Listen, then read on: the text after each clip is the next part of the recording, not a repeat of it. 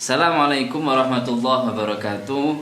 Alhamdulillah, salatu wassalamu ala Rasulillah Nabiyina Muhammadin wa alihi wa man wala.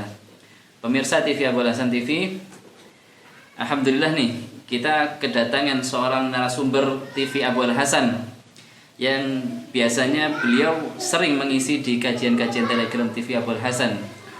Di sini kita podcast pertama ini insya Allah akan membahas sesuatu permasalahan kontemporer nih, ya, yang dimana narasumber kita yaitu Ustadz Abdul Basyrahil. Beliau safar nih dari Madura, sekarang alhamdulillah beliau berada di Malang. Gimana Ustadz kabar Ustadz? Baik Ustadz? Alhamdulillah khair. Antum kif? Alhamdulillah Ustadz. Alhamdulillah kita juga baik juga Ustadz.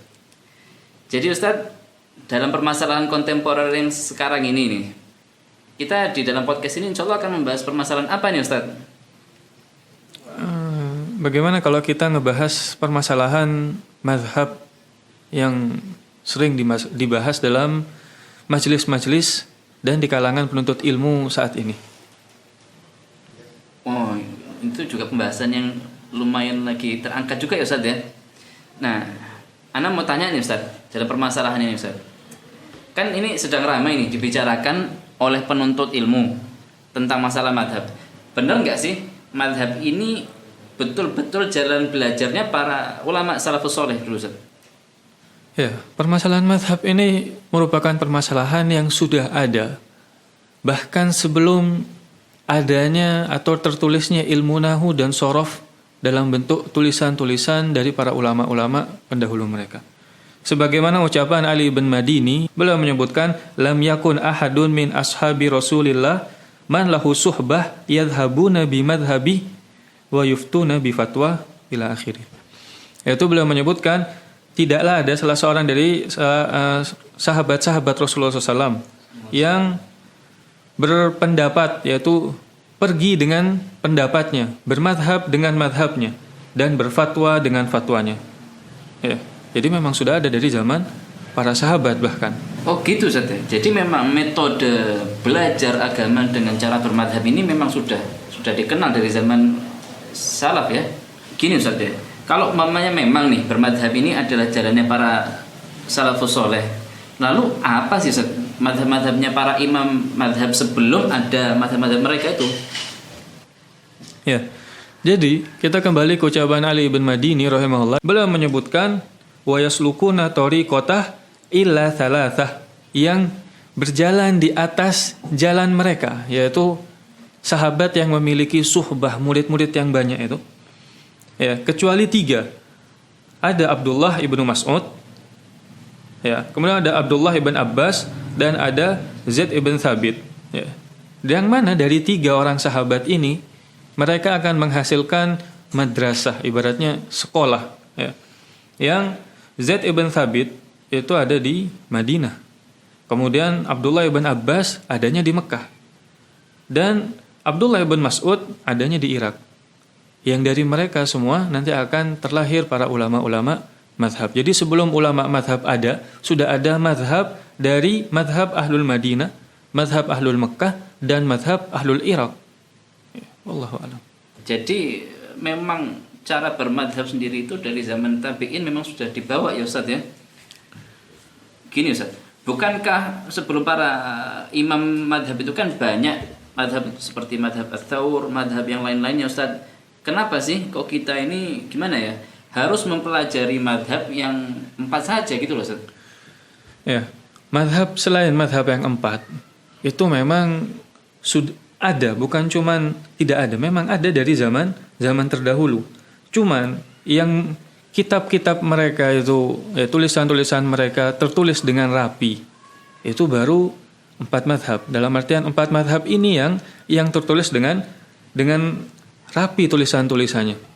Ya, sehingga ketika kita mau mengatakan kita bermadhab dengan madhabnya Sufyan ibn Tsauri, iya, tapi mana bukti tulisan beliau yang berpendapat demikian dengan tertata rapi? Ya, maka alangkah baiknya kita memang bermadhab dengan madhab yang 4, sebagaimana ucapan tulisan Ibnu Rajab rahimahullah dalam kitab beliau tentang hal ini. Wallahu a'lam. Saya mau tanya lagi nih Ustaz, boleh ya? Ya, betul. Bukankah para imam berkata ya, imam madhab ini berkata kalau mamanya hadits sahih itu bahwa madhabi katanya Ustaz, kan gitu Ustaz. Iya. Berarti kita harus mengambil dari mereka, bukan ikut mereka. Gitukah Ustaz? Iya. Ketika para imam itu mengatakan idza shahal hadis fahuwa madhhabi. Ini yang terkadang menjadi problem di masyarakat kita. Ya, ketika Imam Malik mengatakan demikian, Imam Syafi'i sebagaimana menyebutkan demikian, ya, sampai-sampai Imam As-Subki rahimahullah menulis kitab idza shahal hadis fahuwa madhhabi, ya, yang menjelaskan tentang hal ini, dan beliau menjelaskan sebagaimana juga dengan Imam Nawawi rahimahullah dalam muqaddimah, yaitu Syarhul Muhadzab, beliau menyebutkan ucapan atau makna ucapan dari Imam Syafi'i rahimahullah. Siapa yang dituju oleh para imam ini? Apakah kita, ya, penuntut ilmu yang jauh dari kriteria penuntut ilmu di zaman dahulu, ataukah murid-murid beliau? Ya, jelas yang dituju adalah murid-murid beliau. Makanya Imam Nawawi rahimahullah menyebutkan laisa ma'nahu anna kulla ahadin ra'a haditsan sahihan qala hadza madhhabu Syafi'i wa amila bi dhahiri. Beliau rahimahullah menyebutkan bukan maknanya setiap orang melihat ada hadis yang sahih, kemudian dia mengatakan ini mazhab Syafi'i, ayo kita amalkan zahirnya. Apa kata beliau? Syaratnya innama hadza fi man lahu rutbatul ijtihad. Ini syaratnya bagi orang-orang yang memiliki perangkat-perangkat ijtihad. Ya, perangkat ijtihad tentu bukan suatu hal yang ringan, ya. Kemudian beliau menyebutkan fil madhab lahu rutbatul ijtihad fil madhab ala ma taqaddam min sifatihi au qaribun minhu, yaitu syaratnya mereka harus memiliki perangkat-perangkat ijtihad. Ya, kalau kayak kita, ya, nahwu masih ajrumiyah mungkin, ya, belum sampai alfiyah. Kemudian balaghah masih balaghah wadhihah, shorof masih matnul bina, dan yang semisalnya. Kemudian kita mau mengerti pendapat mereka, tentu suatu hal yang mustahil, kata Imam Nawawi, syaratnya harus sampai ke derajat mujtahid, ya, atau yang dekat dengan mereka. Ya, di zaman sekarang mujtahid mutlak itu sudah tidak ada. Ya. Makanya Imam Syamhudi rahimahullah dalam kitab beliau menyebutkan tidak ada sampai di zaman beliau. Bahkan sampai zamannya Imam Syirazi juga mengatakan demikian di zaman dahulu. Kemudian syartuhu an yaghlibu ala dhannihi anna Syafi'i rahimahullah lam yakif ala hadzal hadits aw lam ya'lam sihhatah.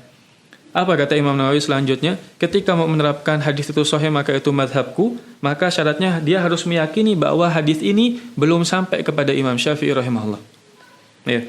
Kemudian juga dan belum mengetahui kalau hadis ini sahih. Ya, syaratnya ini sangat banyak yang dibawakan oleh beliau. Wa hadza innama yakunu ba'da mutala'ati kitab kutubus Syafi'i kullaha wa nahwaha min kutubi ashabil akhidina anhu wa ma asbahaha. Ya, dan kata Imam Nawawi rahimahullah, gimana kita bisa mengetahui hadis ini belum sampai ke Imam Syafi'i? Ya, melihat hadis ini sampai atau tidak dilihat dari kitab Al-Um. Seperti sebagian dari masyarakat kita, oh ini tidak ada di Al-Um berarti sampai hadisnya. Tidak. Syaratnya kata Imam Nawawi harus meneliti semua kitab-kitab dalam mazhab Syafi'i. Ya, sampai semua murid-murid beliau diteliti apakah hadis ini sampai atau tidak. Dan kata Imam Nawawi apa ini? Beliau menyebutkan wa hadza syartun sa'bun qalla man yattasifu bihi. Ini Imam Nawawi mengatakan syarat ini sangat-sangat berat dan sangat sedikit yang bisa sampai ke syarat ini. Padahal Imam Nawawi telah meneliti semua mazhab-mazhab dalam satu mazhab, yaitu mazhab Imam Syafi'i. Ya, jadi berat. Tidak semudah itu. Tidak semudah itu ya, kalau namanya kita seperti yang diucapkan, kita wajib hanya mengikuti hadits sahih saja ya Ustaz ya. Iya. Jadi beliau juga menyebutkan wa inna ma ishtaratu ma dzakarna li anna Syafi'i rahimahullah tarakal amal bi dhahiri ahadits katsirah ra'aha ilmaha. Apa kata beliau? Karena bisa jadi Imam Syafi'i menolak mengamalkan hadis yang kelihatannya itu sahih. Ya, tampak itu sahih tapi beliau tinggalkan karena kenapa? 5 lakin qamat dalil indahu ala ta'ni fiha au naskhaha au tahsisaha au ta'wilaha au nahwi dzalik. Karena bisa jadi hadisnya telah dinasakh. Ya, kalau sudah dinasakh kan tidak boleh dipakai. Atau telah ditaksis atau ada takwil yang lain. Ya, jadi syaratnya berat. Tidak semudah itu. Wallahu a'lam. Jadi ternyata memang tidak semudah yang diucapkan orang-orang ya. Bisa jadi mereka ini tidak mengerti syaratnya untuk berijtihad ya Ustaz ya. Iya. Tapi Ustaz, ana mau tanya nih, mengapa nih ya para penuntut ilmu zaman sekarang ini banyak juga itu kan ya yang tidak mau bermadhab dengan alasannya takut terjerumus katanya kepada taklid gitu katanya Ustaz. Sebagaimana kayaknya yang diceritakan biasanya kan tuh zaman-zaman dulu tuh sampai melaknat di antara madhab lainnya gitu kan gitu yang tidak sejalan dengan mereka. Yang seperti contohnya ini di zaman dulu yang sampai pengikut madhab Hanafi mereka melaknat para pengikut madhab Syafi'i kan gitu sampai menikahi madhab Syafi'i, para pengikut Syafi'i ya pun aja seperti dikiaskan menikahi ahlul kitab. Bukankah ini bentuk-bentuk buruk sekali dalam fanatik ya taklid kan gitu ya. Terkadang beberapa penuntut ilmu zaman sekarang, ya tentu saya juga penuntut ilmu zaman sekarang ya, sama-sama penuntut ilmu zaman sekarang. Cuman membaca kitab itu dengan sangat-sangat tekstual kemudian mengatakan ini buruknya fanatik madhab. Ya, fanatik itu bukan dihasilkan dengan madhab saja. Banyak fanatik partai, fanatik golongan, fanatik apa, ya, dan semisalnya. Ya, fanatik kampung mungkin. Jadi ucapan-ucapan sebagaimana tadi diucapkan madhab Syafi'i diibaratkan dengan ahlul kitab oleh madhab Hanafi itu bukan dalam permasalahan fikih sebenarnya, itu dalam permasalahan akidah ya. Kami dapati beberapa ucapan masyayikh tapi saya lupa rujukannya ya. Ini permasalahannya karena Asy-Syafi'i, pengikut madhab Syafi'i kebanyakan adalah berakidah Asy'ariyah dan pengikut madhab Hanafi kebanyakan berakidah Al-Maturidi ya. Dan ketika ditanya, kita misalkan ditanya, apakah kamu mukmin? Berarti madhab Maturidi sama madhab Asy'ariyah ini saling mengkafirkan? Ya, tidak demikian ya sebenarnya. Ini juga nanti permasalahan cabang-cabang akidah yang menurut mereka cabang-cabang akidah ya. Jadi misalkan Asy'ariyah ditanya, apakah kamu beriman? Maka mereka mengatakan, iya, insya Allah saya beriman. Adapun dalam akidah Maturidi, apakah kamu beriman? Harus jazm mengatakan, saya beriman. Karena ketika syak fil iman, maka dia telah keluar dari keimanan. bila syak ya Ustaz. Adapun Atsari mengatakan iman itu bisa mengatakan insya Allah, bisa tidak. Ya. Adapun dalam bentuk tazkiyah, maka tidak boleh mengatakan saya beriman. Tapi dalam bentuk hal-hal yang lain, maka diperbolehkan. Jadi ketika mengkiaskan ahlul kitab dengan madhab Syafi'i bukan permasalahan fikih. Ya. Jadi jangan difahami seperti itu. Karena yang mengucapkan ini adalah para ulama-ulama yang benar-benar soleh. Kita harus husnudzon dulu kepada para ulama. Wallahu a'lam. Oke Ustaz. Sekarang nih Ustaz, kita harus ikut madhab kan gitu Ustaz. Tapi kan nggak semua ucapan madhab itu kan qawi Ustaz. Di sana ada juga kan yang lemah kan gitu maksudnya. Jadi semisal contoh nih menyentuh wanita batal tuh wudhunya Ustaz. Bukankah itu lemah kan gitu Ustaz? Semisal pendapat Abu Hanifah yang ini tentang membasuh bekas anjing 3 kali. Kan bukankah Rasulullah mengatakan bahwa itu 7 kali Ustaz? Dan permasalahan-permasalahan yang lain lah yang banyak itu Ustaz. Gimana Ustaz? Iya. Masalah lemah atau tidak ya. Dalam memahami nas, tentu nas itu akan terbagi menjadi beberapa jenis. Ada nas yang memang zahir, ada nas yang memang muhtamil ya. Dan ketika zahir atau muhtamil maka maknanya bisa ya muhtamal maksudnya bisa memiliki banyak pendapat. Sebagaimana menyentuh wanita menurut mazhab yang lain mungkin dikatakan tidak batal wudu. Bahkan ada yang mengatakan menyentuh dengan syahwat baru batal wudu. Tapi Imam Syafi'i rahimahullah merupakan hujjah fil lughah. Hujjah dalam bahasa Arab. Ketika beliau mengatakan lams itu dimaknai dengan menyentuh, aula mastumun nisa misalkan dalam surat Al-Maidah dimaknai dengan menyentuh, beliau punya hujjah. Karena hujjah dalam bahasa Arab ya itu terakhir disebutkan tahun 250 Hijriah. Itu waktu terakhir. Ya. Dan sebelum itu ucapan-ucapan mereka merupakan hujjah dan Imam Syafi'i mengatakan hal tersebut bukan tanpa dalil. Itu juga pendapat para sahabat-sahabat Nabi. Ya, dan juga beliau berdalil dengan Al-Qur'an yaitu surat Al-An'am, walau nazzalna 'alaika kitaban fi qirtas falamasuhu bi aydihim. Nah, di sini disebutkan sekiranya kami turunkan kepadamu Muhammad tulisan di atas kertas sehingga mereka dapat memegangnya, Ya. Adapun misalkan pendapat Imam Abu Hanifah rahimahullah, ya, membasuh jilatan anjing itu 3 kali, ya. Karena beliau dalam usul beliau berpendapat ketika ada seorang perawi hadis, misalkan perawi hadis ini membawakan hadis Nabi memerintahkan untuk membasuh 7 kali. Kemudian perawi ini membasuhnya 3 kali. Ya, dan perawi ini merupakan perawi yang faqih, tentu Ibnu Mas'ud yang membawakan hadis ini. Ya, dan beliau rahimahullah radhiyallahu an membasuhnya 3 kali. Maka Imam Abu Hanifah lebih mengedepankan ucapan perbuatan sahabat atau perawi hadis ini. Karena kenapa? Dalam usul beliau perawi hadis yang faqih lebih didahulukan dari hadisnya. Kenapa? Karena bisa saja di hadisnya telah dinasakh atau ada ditaksis dan yang semisalnya. Wallahu a'lam. Di zaman dulu nih Ustaz, kan mungkin hadis itu kan susah ya ditemukan ya. Makanya mereka ini kan mengambil jalan bermadhab aja kan gitu untuk lebih aman dalam mereka menjalani belajar ini kan gitu Ustaz. Iya. Bukankah zaman sekarang hadis itu kan sudah banyak sekali Ustaz, di mana-mana sampai kitab-kitab dalam bentuk PDF-nya aja itu sudah banyak kan Ustaz. Tinggal buka maka kita bisa tuh kan mendapatkan yang apa kita mau. Lalu buat apa itu kita zaman sekarang kok masih bermadhab kan gitu? Ya. Kenapa kita di zaman sekarang harus tetap bermadhab? Ya. Bukan berarti kita ini fanatik madhab tentunya.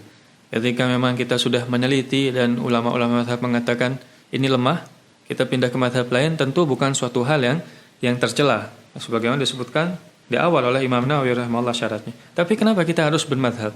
Ibn Rajab Al-Hambali rahimahullah dalam kitab beliau Fadlu Ilmus Salaf ya al-Khalaf, beliau menyebutkan tentang hal ini. Ya, beliau ini sebutkan di zaman beliau rahimahullah.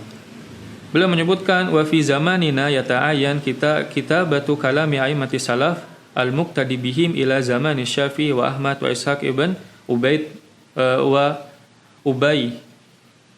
Ya, beliau menyebutkan di zaman kita ini, yaitu di zaman Ibn Rajab, bukan di zaman kita. Ya, beliau menyebutkan merupakan suatu keharusan kita menulis perkataan para imam-imam salaf yang diikuti seperti Syafi'i, Ahmad, Ishaq yaitu Ishaq ibn Rahuwe. Kemudian beliau rahimahullah menyebutkan dan hendaknya wal yakul insan ala hadri mimma hadatha ba'dhum fa innahu hadatha ba'dahum hawadits katsirah. Ya, hendaknya manusia berhati-hati dari apa-apa yang terjadi setelah mereka. Karena setelah mereka, yaitu setelah zaman para imam ini, terjadi kejadian yang sangat banyak. Apa kata beliau? Wa hadatsa man intasaba ila mutabati sunnah wal hadits min adh-dhahiriyah wa nahwihim wa huwa ashaddu mukhalafa lahu wa li syudzudzihi. Karena di zaman beliau menyebutkan sangat banyak sekali orang-orang yang menisbatkan mengikuti hadis dan yang semisalnya dari mazhab zahiri, tentunya bukan bentuk celaan di sini tetapi bentuk kehati-hatian karena mereka menerapkan hadis secara tekstual dan ini terkadang mereka berpendapat dengan pendapat-pendapat yang nyeleneh. Jadi ketika kita di zaman dahulu saja, di zaman Ibn Rajab yang banyak ulama terjadi hal demikian, maka bagaimana dengan zaman kita sekarang ini Ustaz. Ya contohnya juga Ustaz, kan seperti hadits kunut Ustaz, disebutkan kalau itu bid'ah kan, maka kok masih kan gitu dilakukan. Bukankah itu tanda mereka memang mengedepankan ucapan